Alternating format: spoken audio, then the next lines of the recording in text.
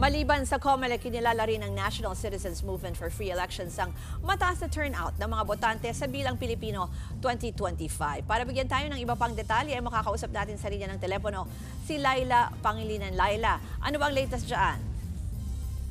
Oo, Ruth. Naglabas na ang NAMFREL ng initial analysis sa 2025 national and local elections.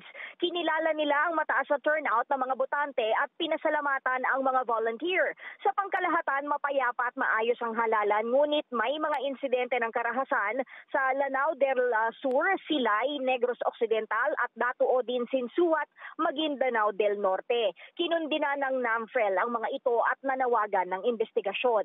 Nagkaroon din ng mga problema sa mga automated counting machines tulad ng hindi pagtanggap ng balota, paper jam at pagbagal dahil sa sobrang init. May mga reklamo rin tungkol sa voter-verified paper audit trail na nagpakita ng overvoting. Sa bilang nila, nasa 18.5 million ang overvotes. Ang mataas na bilang ng overvotes ay posibleng mabahiran ang transparency ng eleksyon. Pero sabi nga ng NAMFREL, ang overvoting maaring dahil sa pagkakamali ng botante o posibleng mga problema na may kaugnayan sa mismong balota.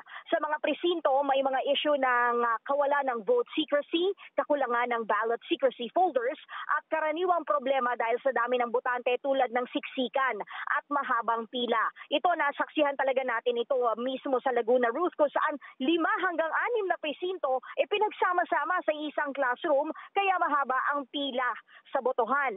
Sa kabila niyan, Ruth, pinuri naman ang voter assistance desks at maagang oras ng botohan. Ruth? Laila, isa rin dun sa mga issue or mga aberya na unang lumabas, yung dun sa transmission, no? Yung pagpasok ng election returns sa COMELEC servers. Patungkol dyan, ano ang naging assessment ng NAMFREL? Oo, Ruth, nagkaroon din ng pagkaantala nga, no, sa pagtanggap ng election return sa mga servers ng COMELEC para sa mga stakeholders.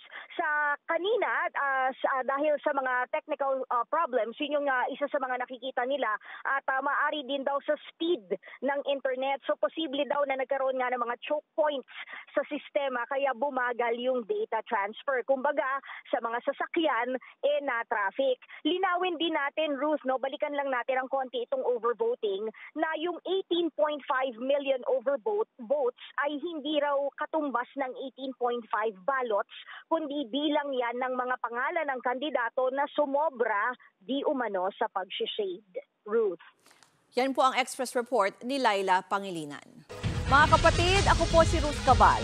Maging maalam at may pakialam sa mga may init at rumaratsadang balita sa Frontline Express. Para maging updated sa balitaan, mag-subscribe lang sa social media pages ng News 5.